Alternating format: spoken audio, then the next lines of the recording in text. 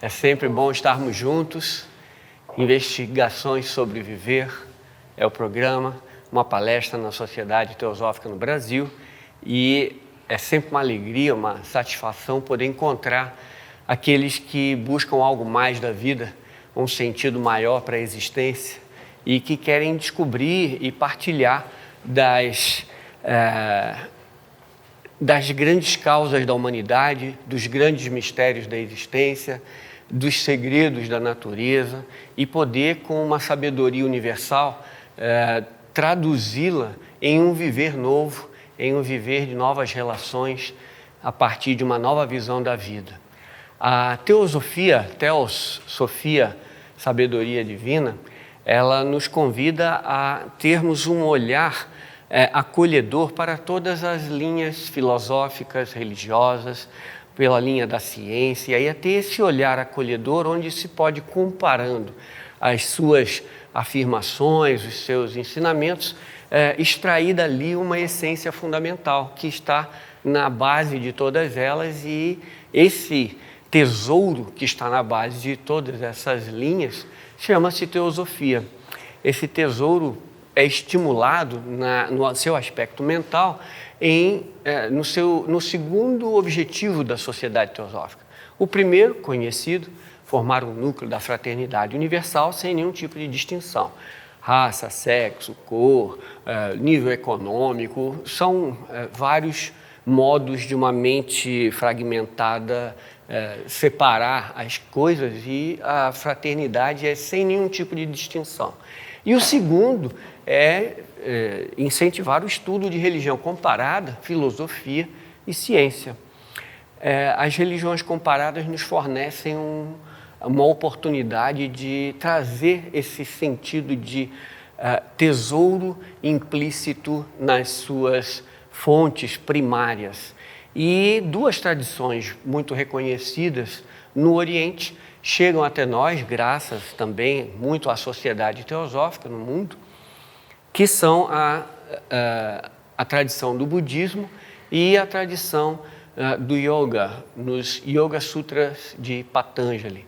São tradições reconhecidamente antigas, valiosas, testadas pelas idades, e elas nos trazem um saber e uma oportunidade de enxergar a vida, enxergar as coisas de uma maneira muito neutra, equânime, pacífica, serena, pois ela vai no cerne das nossas naturezas e vai no cerne da natureza em si.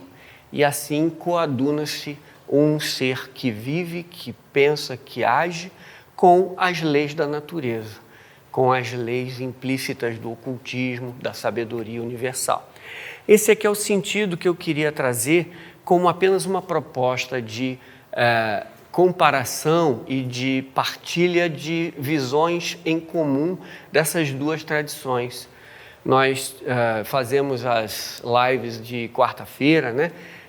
Com a tradição do yoga, e temos estudado umas obras maravilhosas dessa tradição do yoga. Já estudamos os Yoga Sutras de Patanjali, que são uma referência com a visão clássica de Iqbal Taimni, nesse livro maravilhoso, Ciência do Yoga. Nós já estudamos o Bhagavad Gita, a Yoga da Ação, estudamos os Bhakti Sutras de Narada, o Yoga do Amor e da Compaixão, estudamos os Upanishads, e depois de estudarmos a vida de alguns yogis famosos e influentes e significativos da tradição, nós passamos a estudar a obra de Shankaracharya com o Vivekachudamani, a joia suprema da sabedoria, buscando o conhecimento, o Jnana Yoga, o yoga que estuda Brahma diretamente, a única realidade perene. E Atma e Brahma seriam uma única coisa. E fizemos uma palestra desse tipo, comparando o Vedanta com o yoga, um diálogo entre Patanjali e Shankaracharya. E foi interessante e estimulou-nos a fazer um diálogo também entre Patanjali e Siddhartha Gautama, o Buda. Por que não? Né? E a primeira coisa que a gente vê ao estudar um clássico sobre a vida de Siddhartha Gautama, numa obra linda como essa, A Luz da Ásia, de Edwin Arnold, ele coloca de formas poéticas e de formas de uma literatura muito sensível, abrangente e bela, ele coloca a vida desse ser e coloca seus ensinamentos. E o primeiro ensinamento valioso e implícito, chamado a primeira nobre verdade, já vai coadunar com a questão do yoga. A primeira nobre verdade seria a existência do sofrimento. Ele é uma realidade. Nós não podemos fugir disso. Por mais que o Ocidente queira colorir o mundo com cores mais suaves, queira dizer que a vida é bela, maravilhosa, suave e assim por diante, com muitos prazeres, o máximo que... obrigado! Temos aqui uma versão mais atual da nossa editora teosófica. Isso, ela denunciou a minha idade aqui, né? Vocês viram. Eu estou com uma edição bem antiga e ela traz uma nova, mas tudo bem. A nova é essa aqui, A Vida e os Ensinamentos de Gautama Buda, da editora teosófica. Obrigado, querida. E dizia eu que por mais que quiséssemos colorir a vida com cores suaves, tentar dizer que tudo é bonito, tudo é belo, certamente a beleza, a riqueza da natureza, nós podemos nos espantar, nos extasiar, observando as leis da natureza em operação. Olhar um pôr do sol, olhar os animais em suas artes, em seus tópicos de engenharia, tópicos de sobrevivência, estratégias de caça e assim por diante, são coisas de nos maravilhar. Só que isso está sempre testando a nossa natureza em termos de experiência. E a realidade do sofrimento, ela se torna inexorável quando desde o nascimento nós já temos aquele choro inicial, né? Estamos vivos, já começamos chorando. E se não chorarmos, já levamos a primeira palmada do médico, que ele tem que estar vivo, então ele tem que dizer alguma coisa. Toma, já bota de cabeça para baixo e primeira palmada, bem-vindo à vida, né? Levando a primeira palmada. E chorando, bom sinal, ele está vivo, está bem, então vai chorar bastante na vida, né? E esse é o sentido de um sofrimento inerente à existência, pois nós vamos ter a dor do nascimento, a dor do crescimento, a dor da infância, vamos aprender a andar, aprender a correr, vamos cair, vamos chorar bastante, a mãe, pai vão nos consolar, porque nós batemos a cabeça, quebramos o braço, e assim por diante nós vamos continuar na vida tendo essas experiências que são, em tese, dolorosas no sentido de impactos. Elas podem não ser sofrimento, mas elas são uma dor implícita, a dor do adolescente que está crescendo seus ossos, seu corpo, sua mente querendo se tornar um adulto e conflito, eu sou mais criança ou sou mais adulto agora, e a dor da sobrevivência como adulto, a libertação de um lar, mas a construção de outro, e os problemas da maturidade e da velhice. E aí chega o momento de perder alguns cabelos, o momento de uma barriga aumentar, as coisas da velhice vão se mostrando e a morte seria um destino inevitável no final de um processo de mudanças e de um sofrer implícito, chamado dukkha, que é uma certa dor, há um sentido de impacto constante das experiências da vida. E esse é o sentido que no budismo eles nos colocam 3 níveis de sofrimento. O primeiro é esse básico que foi demonstrado agora. É de nascer, é de crescer, é de ficar doente, é de ter frio, calor, é de mudança, de fome, sede, inconstância e assim por diante. O crescimento, a dor natural da vida. A gente fica doente, a gente está sujeito a muitas intempéries. Esse é o nível mais simples, básico do sofrimento humano. Um segundo nível, que aí entraria um nível mais psicológico, é o fator da mudança. O fator de que tudo muda e que o processo da vida, a vida em si foi definida como movimento e mudança. É algo inevitável estarmos em circunstâncias novas, diferentes, a vida mudar suas circunstâncias e nós temos que nos adaptar na vida. Nós perdemos determinados parentes que amamos, nós mudamos de residência, nós mudamos de emprego, nós deixamos de ser estudantes, vamos ser profissionais. Tudo está mudando. E o chinês já dizia, né, que a única coisa que não muda é a mudança. É a única coisa que não muda é que tudo muda. E esse é um processo de sofrimento, entre aspas, de que nós vamos ter sempre que nos mexer, nos mover, nos adaptar, encarar os novos momentos, as mudanças que chegam, e aquele que consegue seguir esse fluxo, ele vive de maneira menos dolorosa, vamos dizer assim. Aquele que sabe que as coisas mudam, não tenta segurar as coisas como são, como estão, se elas estiverem agradáveis. E não tenta mudar sofregamente as coisas se não estão de modo agradável. Então nós queremos o tempo todo se está bom, segura, mantém. Se não está bom, vamos trabalhar para mudar. E a gente está sempre contra ou lidando com esse fluxo de maneira dolorosa. As coisas não são como poderiam estar. E as coisas boas, inevitavelmente, vão mudar. As coisas boas que nós classificamos, né? Nós classificamos a vida entre coisas boas e coisas más, mas é apenas uma referência pontual de um ser que vê a vida de um certo ângulo. Mas nada tem a bondade ou a maldade per se.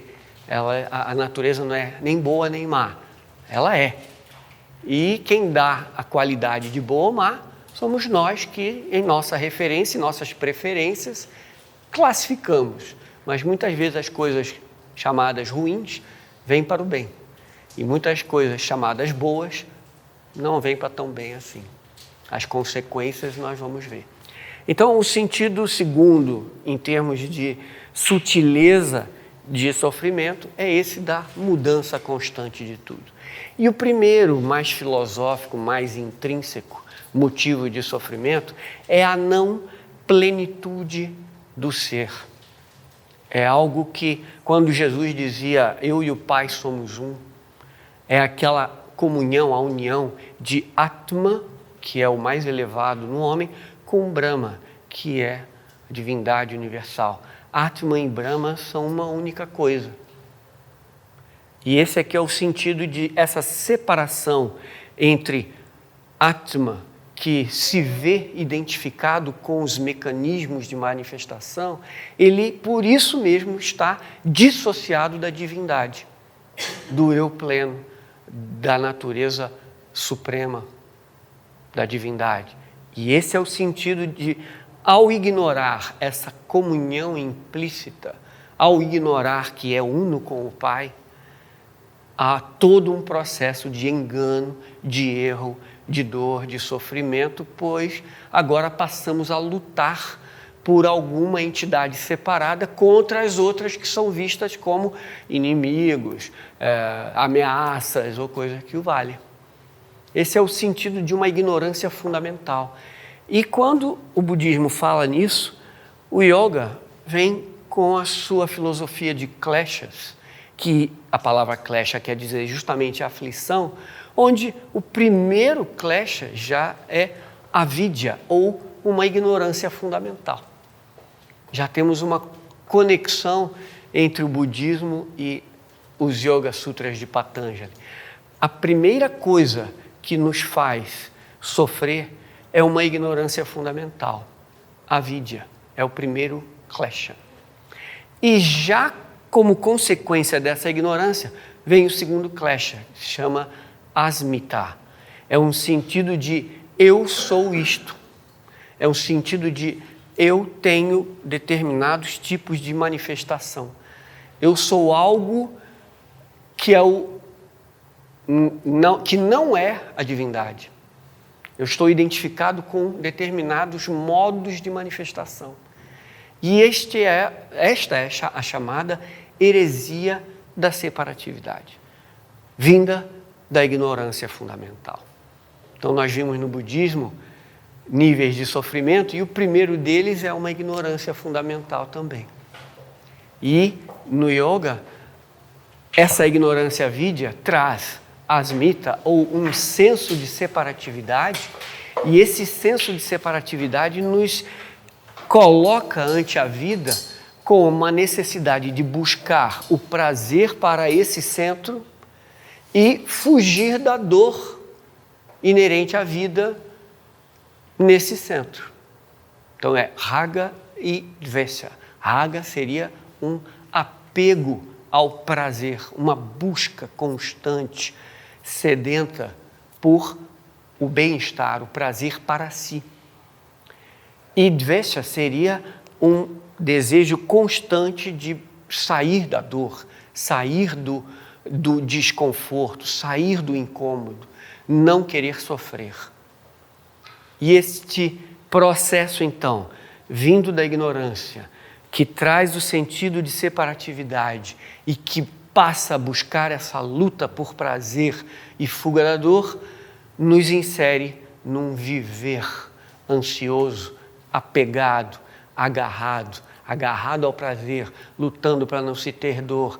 E isso chama-se abnivesha, que seria uma ânsia do viver, nessa busca por prazer para si e nessa fuga da dor. Veja que numa teoria com 5 passos, a tradição de yoga nos revela magistralmente o resumo do drama humano nessa terra. Uma ignorância fundamental, um senso de separatividade que traz a busca pelo prazer, a fuga da dor e nos insere numa vida ansiosa, com ganas de viver. No budismo é chamado de trishna. Trishna é essa ânsia, essa sede de experiência, de busca. E quando a gente olha no budismo a primeira nobre verdade, a gente vê a existência disso. A segunda verdade, a segunda nobre verdade do budismo traz que existe uma causa desse sofrimento. E a primeira causa que é aludida é essa questão de ser capaz de desejar, ser capaz de ansiar. A causa do sofrimento é ignorar a natureza divina, una com a divindade, e por ignorar, ansiar, desejar, ter experiências, ter a felicidade para si e assim por diante. Há uma causa, a dor fundamental, um desejo no sentido maior dessa palavra.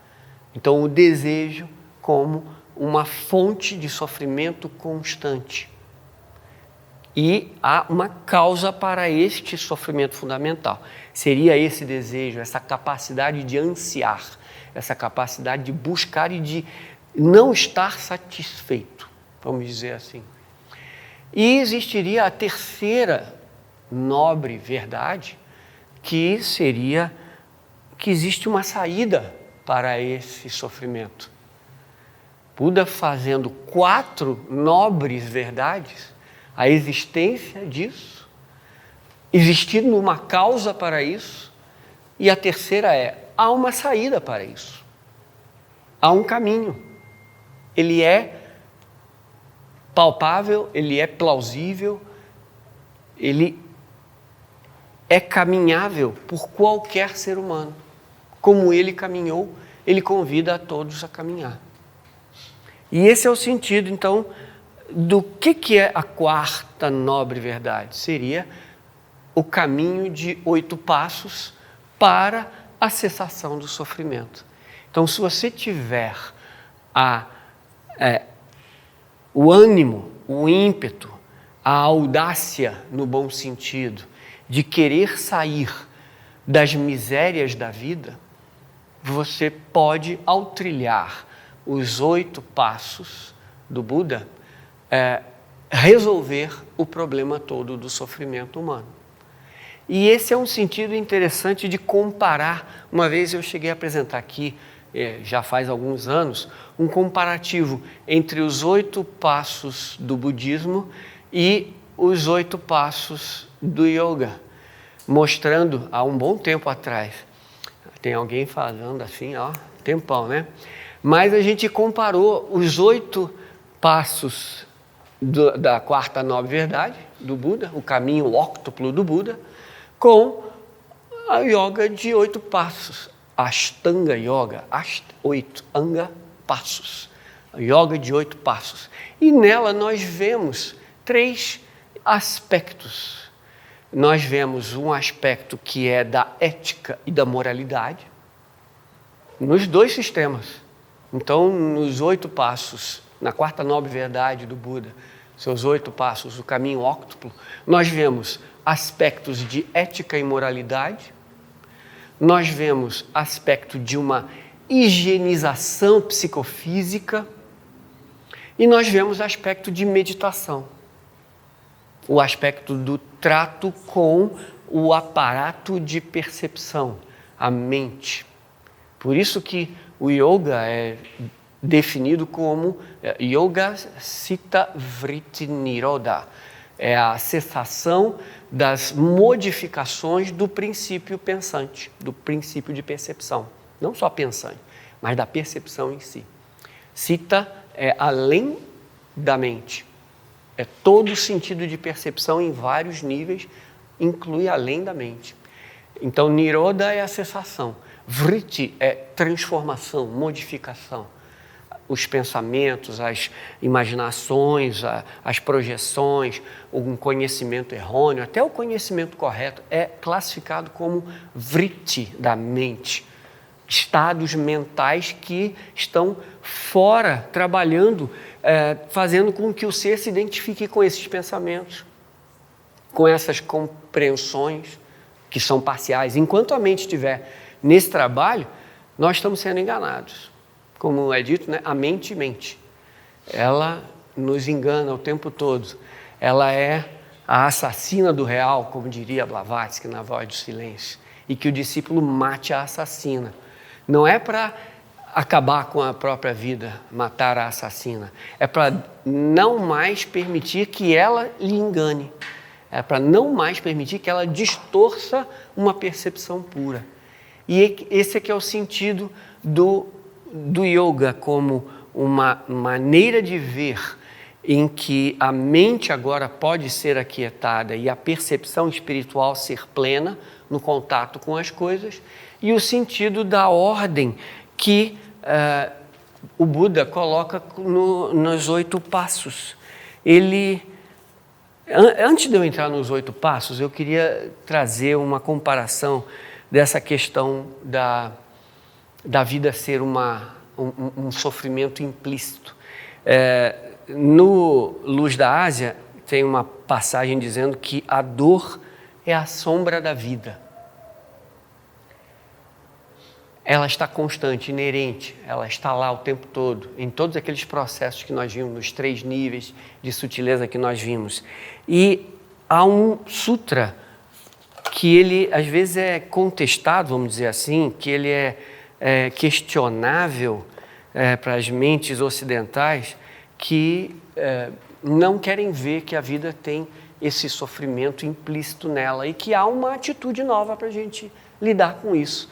E no Sutra 2.15, é um que eu fiquei um bom tempo meditando, e ele disse o seguinte: para quem desenvolveu o discernimento, tudo é miséria.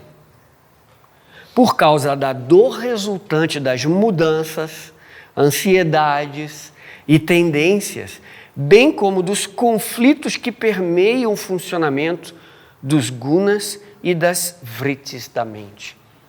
Definição: gunas são qualidades da matéria essenciais, e a qualidade da inércia, que nos tende a não agir, a sermos indolentes, a sermos preguiçosos, a ficarmos onde estamos, seja em qualquer nível, físico, emocional e mental. Um atributo de hiperatividade, movimento constante, chamado rajas. O outro é tamas, que a movimentação é a constante, mas é uma busca de sair dessa inércia, mas ainda não se tem um norte. E para todos os níveis também, físico, emocional, mental. E um sentido de equilíbrio entre esses dois, que é sattva, um sentido de harmonia, de paz, em que a materialidade está sendo bem tratada, seja nos alimentos, seja nos sentimentos, seja nos pensamentos, nas atividades e assim por diante. Então, as qualidades da matéria, seus conflitos entre os seus funcionamentos e das modificações mentais. Nós estamos sempre em relação com o mundo e nem sempre o mundo está como a gente gostaria que ele tivesse.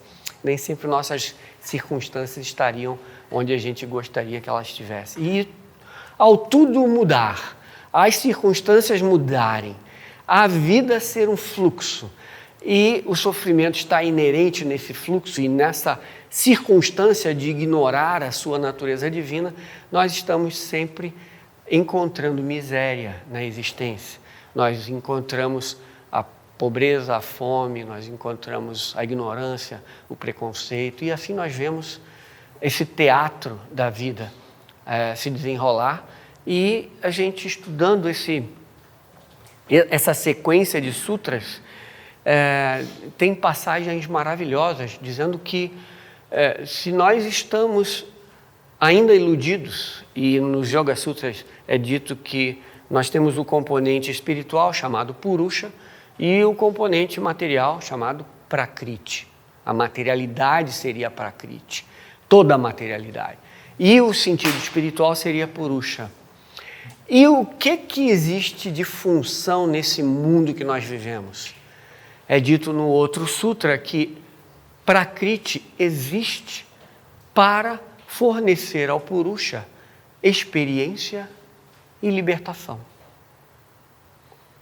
Então a matéria, o mundo objetivo, todo, e subjetivo também, enquanto material, ele só existiria para propiciar experiência e libertação ao Purusha. A gente viu que ele estava imerso na matéria. Há uma confusão ou uma integração ignorante entre o ser espiritual e os mecanismos com o qual ele se manifesta. E ele se identifica com esses mecanismos. Por isso que nós nos identificamos com nosso corpo físico, com nossas emoções, sentimentos, com nossas ideias e opiniões. Nós estamos identificados com isso e esse é que é o nosso grande problema. Nós criamos um eu em torno de ideias, de sentimentos, de experiências, de memórias, e no próprio budismo é dito que esse eu é apenas um fluxo de memória, é apenas um passado de agregados que são recompostos e que continuam enquanto eles estão sendo alimentados. Enquanto eles estão sendo nutridos, eu sou assim, eu não mudo, essa é a minha personalidade. Vocês já ouviram isso, né? Eu sou assim e ninguém vai mudar. Isso é um atestado de incapacidade evolutiva, né?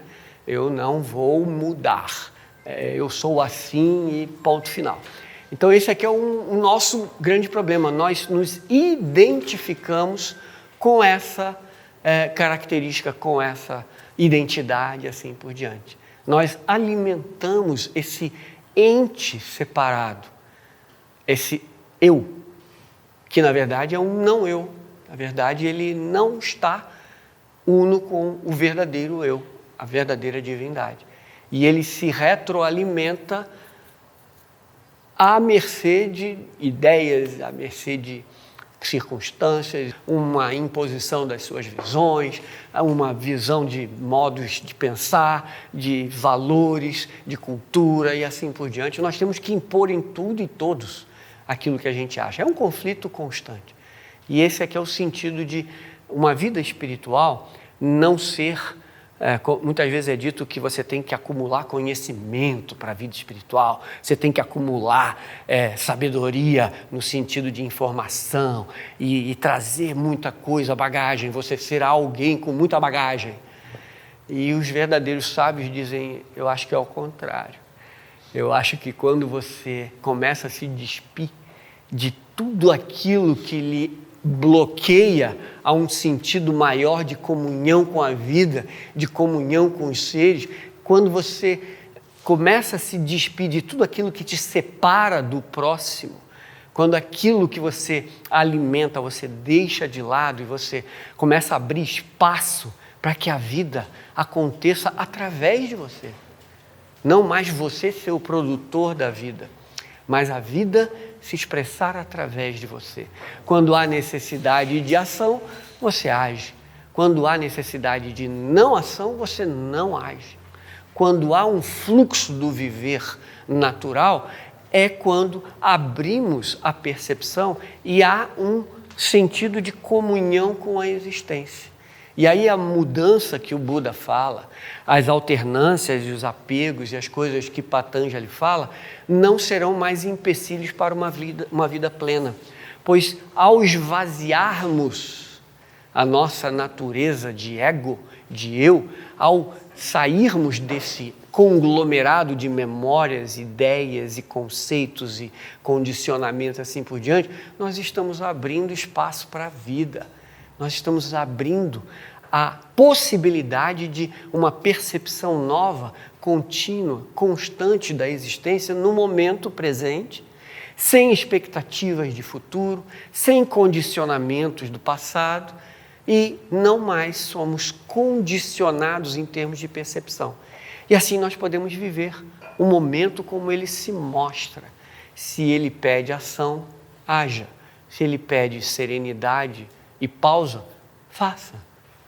E esse é um sentido de viver com plenitude, pois não há mais um núcleo que vai condicionar a percepção, que vai atrapalhar a vida como ela é e que vai tentar fazer a vida do jeito que ele é. Esse é que é o sentido de não alimentarmos as memórias, os condicionamentos. Esse é o sentido da experimentação com a natureza material, em que todas as nossas tentativas de buscar felicidade no mundo material, em Prakriti, serão fadadas ao fracasso. Toda tentativa de buscar a felicidade no mundo material está condenada ao fracasso. Pois aquele mundo que a gente acha que é material e que aquilo é a felicidade, ele vai mudar, ele vai se decompor, ele vai ruir. Quem diria que o Império Romano iria acabar? Quem diria que os egípcios iriam ruir? Nós visitamos aqueles templos maravilhosos, gigantescos, inacreditáveis, e aquilo tudo acabou. As coisas são feitas para serem desfeitas. A matéria, em essência, ela é eterna, mas a forma material não é. Ela vai mudar o tempo todo. Então, aquele que busca a felicidade no mundo fenomênico está fadado à desilusão, à decepção. E esse aqui é o sentido de, nós podemos ter prazer, então, numa comida gostosa, quando eu tenho fome, eu gosto de comer. Perfeito. O lugar do prazer está aí, só. Mas tem um amigo meu que diz, que para um glutão a vida é uma tediosa espera entre duas refeições. Vocês já ouviram essa? Para aquele que vive para comer, a vida que é um saco até a próxima refeição, Está apegado à sensação do prazer. Mas eu posso ter alegrias, momentos alegres, A felicidade que eu vejo quando meu time de futebol ganha o campeonato, Quando eu ganho um aumento de salário no emprego, momentos de alegria eu tenho, sim, mas você tem também momentos de tristeza de acordo com as circunstâncias. Então, tem circunstância que vai te trazer alegria, tem circunstância que vai te trazer tristeza. E esse fluxo está sempre em mudança, como mencionado antes. Então, a alegria que a gente acha que vai ter no mundo físico vai se alternar com a tristeza. E ela vai acabar. E muitas vezes, o sentido de busca frenética do prazer e da alegria nos traz dor e tristeza.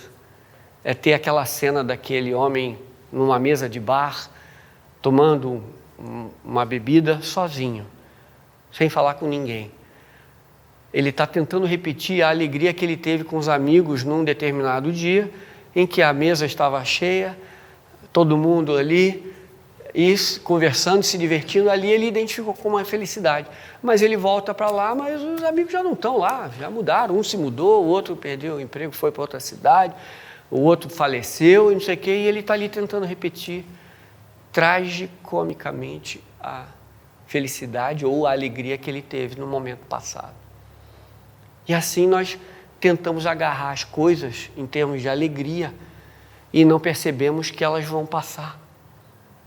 Depender das coisas objetivas para uma felicidade é perder como uma areia que passa por entre os nossos dedos. É caminhar para a desilusão e para o desalento, pela decepção. E o sentido da felicidade, Ananda, que é inerente ao espírito ele é trino sempre, né? E existiria o sentido de Sat, Sit e Ananda.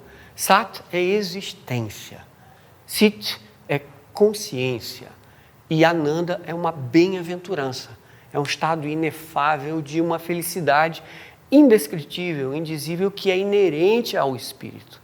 E quando saímos desse núcleo que é chamado eu, essa personalidade, num ato de generosidade, num ato de altruísmo, num ato de esquecimento de si mesmo em benefício do outro ou dos outros, em algum ato de amor genuíno e de altruísmo, nós saímos da esfera desse egocentrismo e tocamos a bem-aventurança da felicidade genuína num ato de amor, compaixão, e a alegria indizível a isso tentam descrever, mas não conseguem.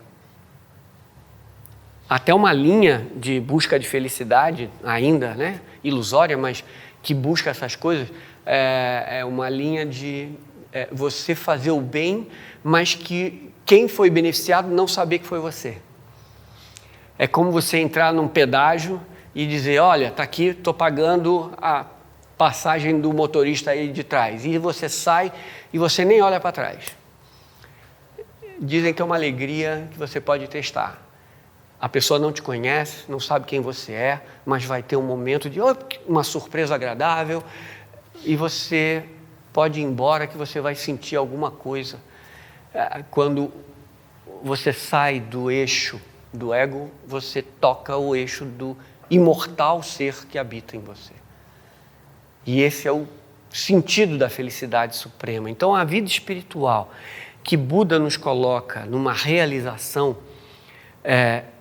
de ordenamento da vida, não em função de um refortalecimento desse núcleo, mas sim da vida por excelência. Eu trouxe aqui, só para eu me orientar, os 8 passos que o Buda coloca como a 4ª nobre verdade. E o primeiro é um quase que resumo de todos os demais, que é aquele que compreende que a vida, sendo dor, sendo miséria, sendo sofrimento em vários níveis, ele compreende agora que ele pode contribuir para minimizar isso nos outros, na vida em si.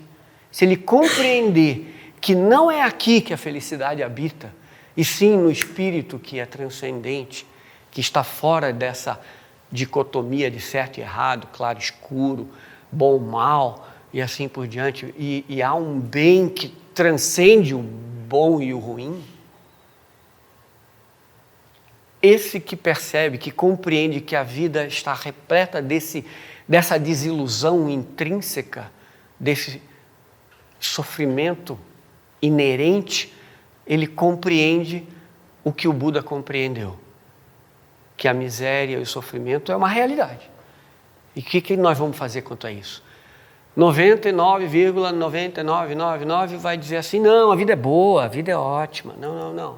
A vida é bela, é suave e tal. Tá bom, então diz lá nos asilos, pergunta nas prisões, pergunta se a vida é bela, boa, suave, cor-de-rosa. É difícil, mas a gente tem que encarar, né, algumas realidades da existência. É o que o Buda nos convida a fazer. E Patanjali nos convoca a exercitar aquilo que vai lhe retirar de uma confusão mental. Patanjali vai ter a percepção mais mental, mais de ordem mental. O Buda vai banhar essa percepção mental com muito amor e muita compaixão. Ele vai banhar com a luz da compaixão ilimitada e que toda a atividade mental, banhada por isso, ela é benfazeja. E esse é um sentido maravilhoso. Então, o primeiro passo seria a compreensão correta. Mas compreensão de quê? Da primeira nobre verdade. Que a vida é sofrimento. Que a dor é a sombra da vida. E aí Buda coloca uma relativização. Você pode ter dor, você vai ter dor. A vida é dor, dukkha. Mas o sofrimento é opcional. Nós reforçamos o sofrimento com a nossa atividade mental.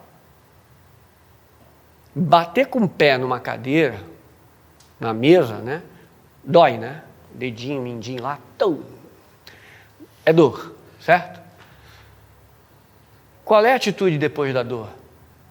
É dizer, eu vou ter mais atenção da próxima vez que doeu, e toca a vida. Ou então dizer, quem botou essa mesa nesse lugar, isso é um absurdo, a gente já devia ter tirado isso daqui, eu já falei com fulano, e isso só acontece comigo, eu sou um cara desastrado.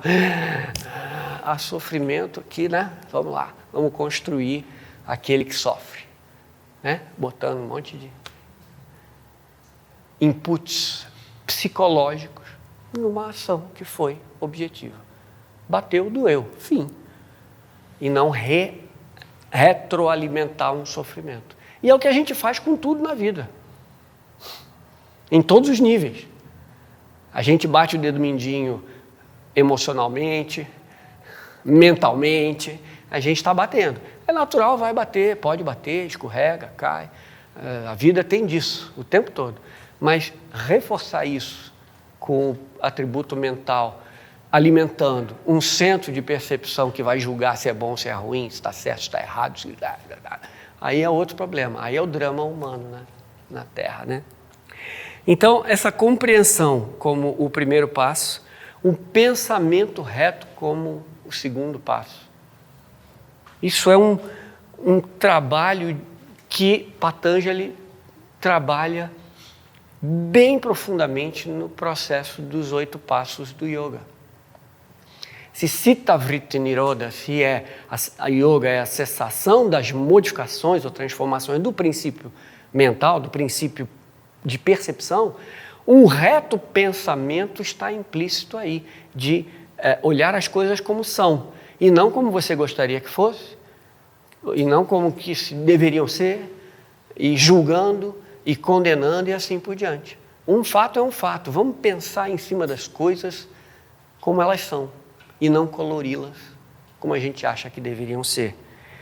E ali ele traz o sentido da ética e moralidade, que nos 8 passos do yoga, Patanjali coloca como os 2 primeiros passos, os yamas e niyamas. São 5 cada um, mas os yamas, para resumir, são as coisas que a gente não deve fazer. Não fazer. É ambição, é mentira, é cobiça, violência e assim por diante. São 5 lá. Mas é uma ética básica para você começar a trabalhar o pilar fundamental de uma vida espiritual. Sem a ética básica, nem começa.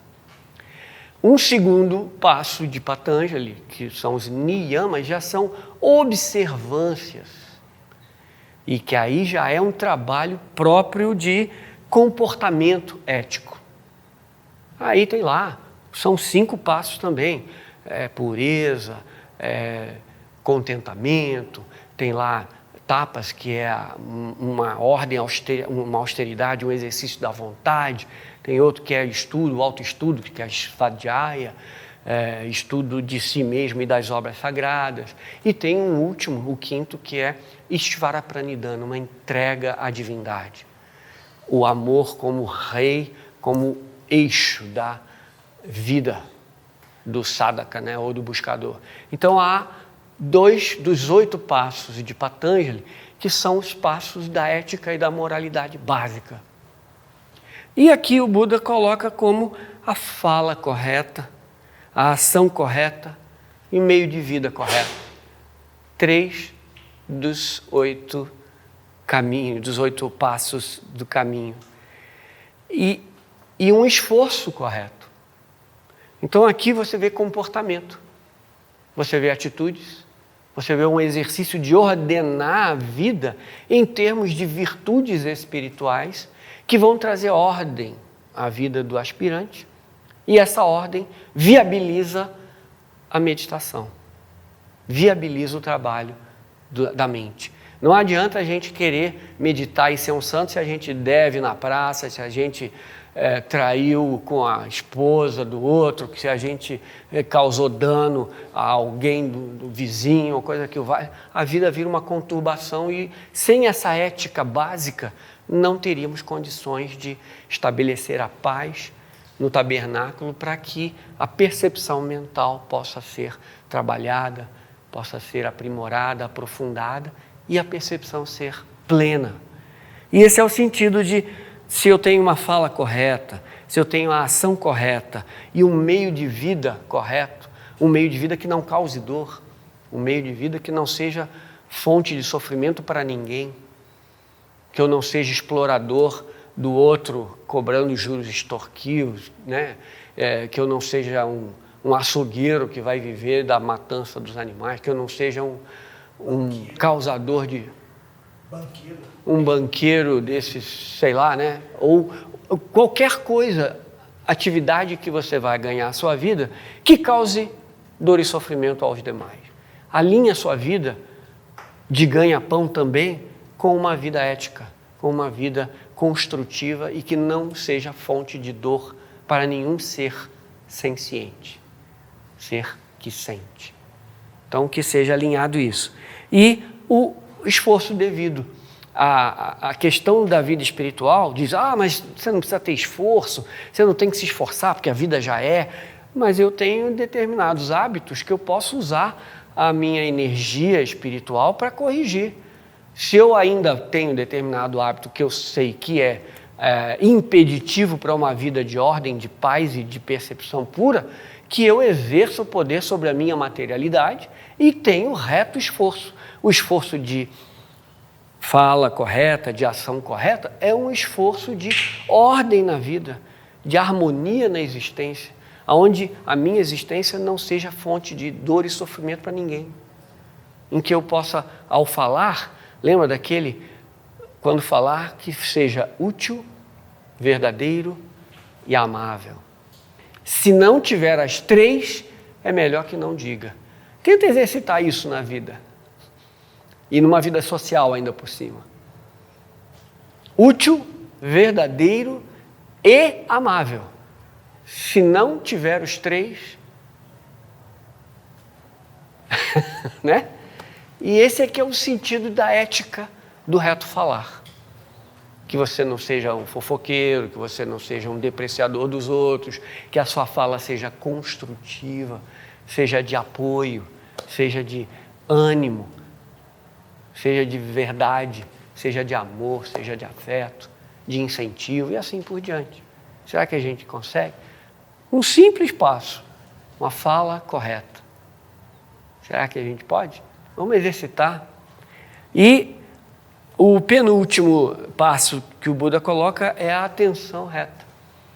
E o último é concentração reta. Aqui entra a meditação. Olha, quer dizer que eu busquei lá no pensamento reto, olha as virtudes aqui, a ética e moralidade, fala reta, ação reta, meio de vida reta, esforço reto. Isso é ética em ação. O Buda coloca a meditação, concentração e atenção retos. Então tem o aspecto mental. Aí eu posso comparar os 8 passos de Patanjali com ética, com higienização psicofísica, numa vida reta, em hábitos retos, em ordem na vida, e o trabalho mental. Em Patanjali teríamos Dharana, Dhyana e Samadhi. Seria a concentração, contemplação e a fusão, o êxtase, o Samadhi. E no Buda teria a concentração reta, que a partir da concentração você faz todo o trabalho mental posterior. E esse é um sentido de beleza entre as duas tradições que podem nos trazer um sentido de vida em que a realidade do sofrimento ela é exposta nas duas tradições. O sofrimento inerente no Buda como a primeira nobre verdade. E a vidya, a ignorância e o senso de separatividade consequente como os 2 primeiros kleshas, ou seja, as aflições humanas que justificam todo o trabalho do yoga, do trabalho mental, de sair da confusão que a mente não orientada pelo espírito proporciona. O pensamento, quando não orientado pelo espírito, ele cria guerras, separatividade, cria até bombas inteligentes, se a gente pode dar esse nome a essa coisa. Chamar uma bomba de inteligente é o cúmulo de um pensamento equivocado.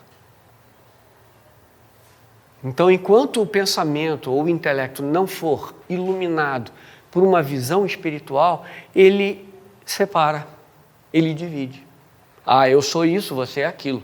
Até time de futebol, até escola de samba, tudo é motivo de separação. Você é isso, eu sou aquilo. Você é Palmeiras, eu sou o outro lá, Corinthians, sei lá. Você é Flamengo, eu sou Fluminense, Vasco, não sei. Eu sou Portela, você é Mangueira.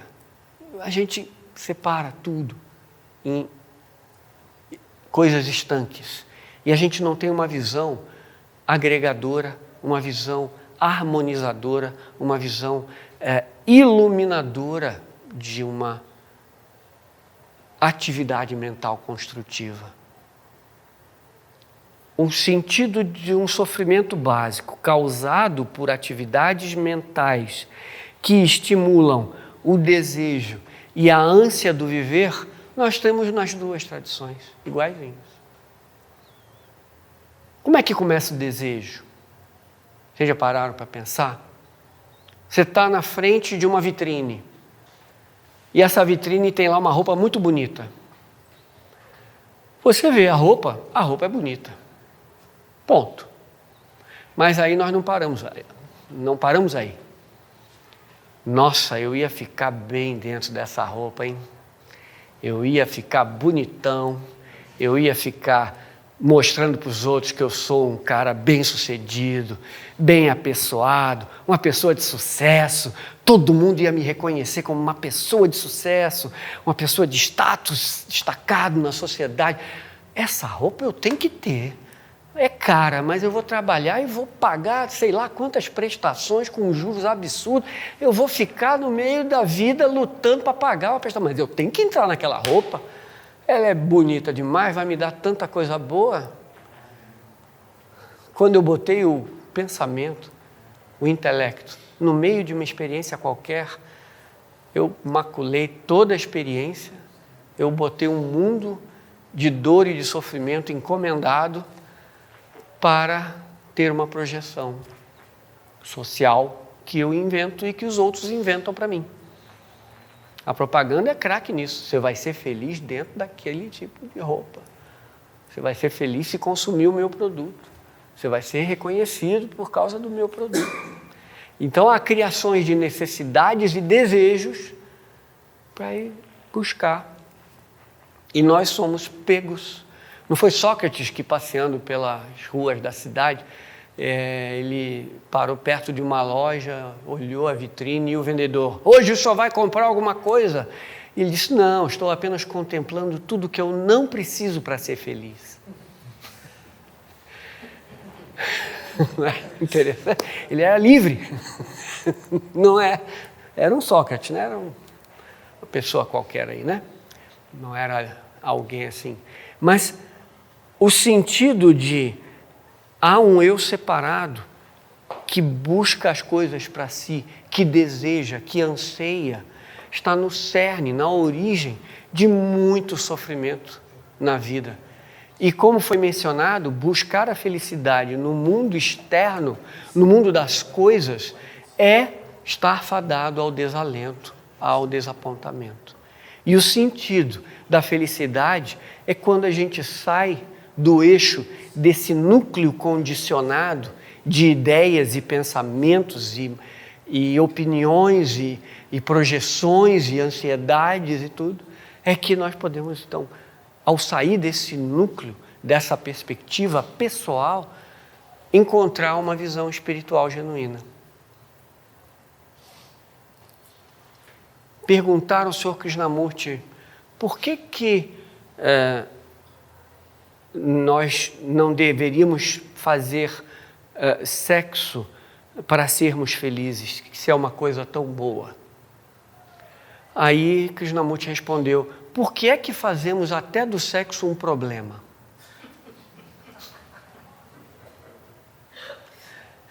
É porque naquele momento eu saio de mim, eu estou me doando a alguém que amo, eu estou tocando o não eu e um doar-se. Então não é problema. Então é um momento que pode ter vários outros nas experiências da vida em que nós não colocamos o eu na frente para ter um benefício pessoal e termos o determinado benefício. E esse é o sentido de fazermos de tudo um problema, porque aquilo tem que me dar satisfação pessoal. E esse é o sentido de entendendo que não é no mundo fenomênico, o mundo fenomênico é chamado de Maya, ou ilusão. O cosmos tem o mesmo radical de cosmético, aparência. Então, as coisas, como diria Patanjali, servem para dar ao ser espiritual experiência e liberação. É por estarmos inseridos na materialidade que podemos lidar com as suas experimentações e tirar dali os ensinamentos valiosos. Não é ali que eu vou ser feliz. Perguntaram como é que a consciência vai se desenvolver. Aí a gente pode ter um símile. Como é que a semente brota? Se ela for deixada fora na terra, o vento pode levar, a água lavar, ela não vai brotar. Mas se ela for colocada dentro da terra, lá por causa daquela limitação, dali ela vai tirar nutrientes, dali ela vai tirar resistência, dali ela vai brotar. Então nós, como seres espirituais, estamos inseridos na materialidade momentaneamente, para através dela, da matéria como um todo, brotar a divindade que habita em nós, relacionando com as coisas ilusórias e concebendo-as como ilusórias.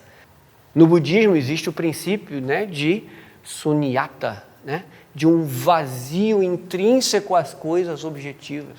Tudo que é composto vai se decompor. É prakriti, é a materialidade, que no seu processo cambiante, mutável, se compõe e se decompõe. As coisas vêm e as coisas vão. E a nossa percepção pode acompanhar essa dança de Shiva, essa dança dos opostos, alternando-se mutuamente e, de acordo com a realidade, agir com sabedoria, equilíbrio, harmonia e não mais sermos escravos das condições externas, não mais sermos dependentes de algo que nos faça feliz. Enquanto buscarmos alguma coisa para nós, é karma bom ou karma mal. Enquanto buscarmos a coisa pelo benefício em si mesma, aí chama-se Nishkama Karma, que é a ação sem a busca do benefício dela, sem a busca do resultado dela para nós. Então, Nishkama Karma é uma ação que não tem um eu por trás buscando o benefício. E é uma ação plena em função da vida.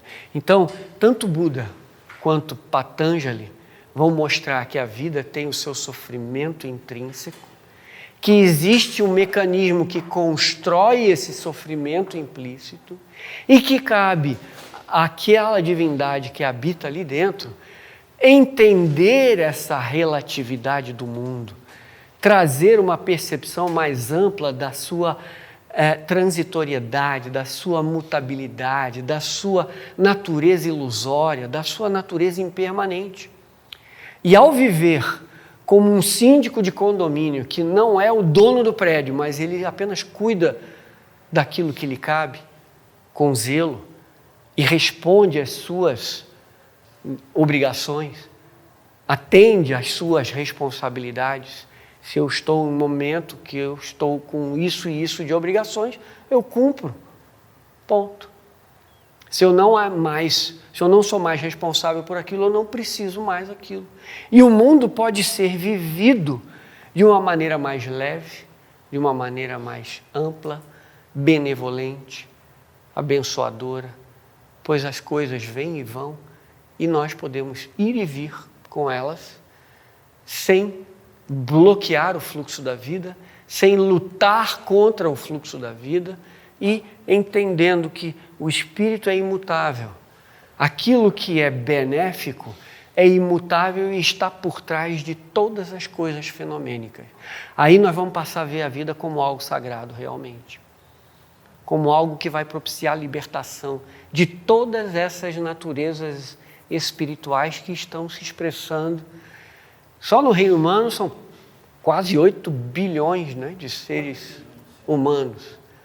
São 8 bilhões de formas divinas que vão ser deuses, são já, mas não sabem, ainda não se reconhecem como tal, e vão poder trazer a beleza da divindade à manifestação.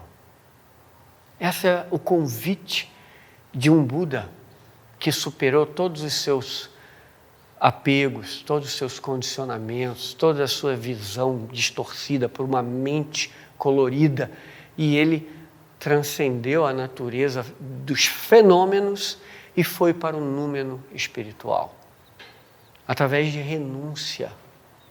A renúncia está na base da vida espiritual. Não é do acúmulo, é da renúncia. E esse é o sentido de Patanjali no yoga, ordenar a vida mental e a percepção do mecanismo de percepção de uma maneira reta, de uma maneira não maculada por condicionamentos. E ele vai entendendo esse mecanismo e se libertando das amarras, dos apegos, dos sofrimentos, das ansiedades. Perguntaram, não sei se foi ao Buda, mas era uma historinha dessa. O que ele ganhou com a meditação? Aí ele disse, nada. Eu perdi a ansiedade, eu perdi a pressa, eu perdi a angústia, eu perdi a preocupação. Perdeu. Quer dizer que a vida espiritual é um deixar ir, é um largar. é um deixar ser, é um deixar estar. E estar aonde se está. Sem a mente projetar futuros, sem a mente agir condicionada por passado, estar pleno aonde se está. E a vida pode se transformar numa vida de bênçãos ao lidar com a realidade como ela é, no fluxo inerente a ela e estando abençoando com a sua presença a vida que nos cerca. Há uma revolução possível numa atitude de neutralidade, equidistância, serenidade, ante aos atropelos da vida. Você vê uma pessoa ansiosa, alguma coisa pouca aconteceu, ela está desesperada, ai meu Deus, o que vai acontecer? E já um sábio olha, vai passar. Está tudo certo, acontece. Se é karma seu, aceite. Patanjali pede contentamento entre os niyamas, para você aceitar tudo que lhe cabe com contentamento, neutralidade, percepção direta. Se alguma coisa acontece no meu avião, eu não posso ficar, ai meu Deus, e agora? Tem 180 passageiros lá atrás, e eu não vou chegar para o jantar, minha esposa vai me matar, e o avião está caindo, né? E o avião está... Eu não posso deixar de estar lá. Primeiro eu penso aqui, que em consequência eu estou pensando em tudo aquilo mais. E aí eu vou resolver aqui, em plenitude do momento, aí eu resolvo, aí tudo mais está sendo resolvido por consequência. Nós fazemos ao contrário, nós nos preocupamos com o não essencial e causamos muito mais problema, porque a gente não está resolvendo o que está acontecendo aqui. Esse aqui é o sentido de estar aonde se está. E a vida espiritual é um sentido de percepção de que o mundo fenomênico vai nos trazer experiências. E é através dessas experiências que eu vou descobrir o sentido da equanimidade, serenidade, o sentido da interdependência das coisas, o sentido da comunhão com aquele que sofre, mas que eu posso ajudá-lo, de eu ter serenidade e equanimidade ante os momentos de problemas para ser útil em ajudar, e assim por diante. A vida muda completamente, há uma revolução na existência humana quando olhamos a vida na perspectiva de um Patanjali, de um Buda, de um Shankara, de um Jesus. Nós buscamos os tesouros, como dizia Jesus, onde as traças não comem, os ladrões não roubam. São os tesouros espirituais.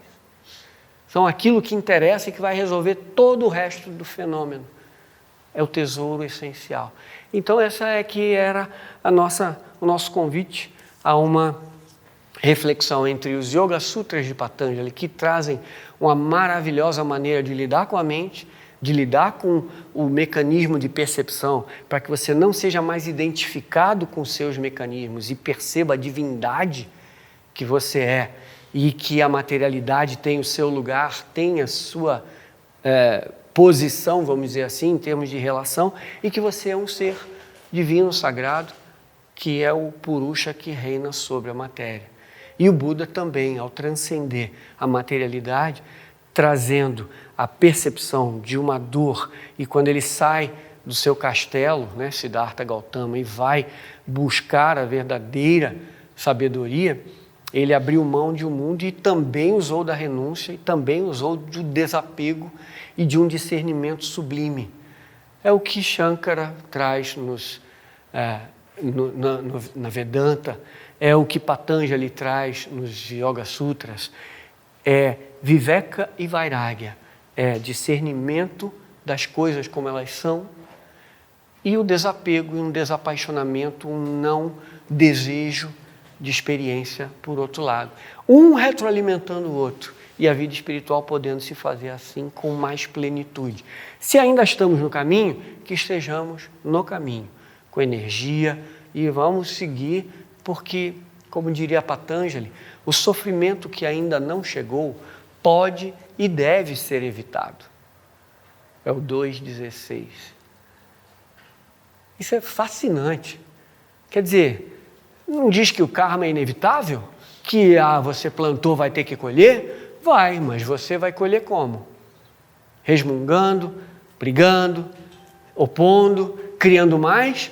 Ou vai colher o que você plantou com serenidade, equanimidade, paz, bênção? Como é que você vai escolher o que você ganhou?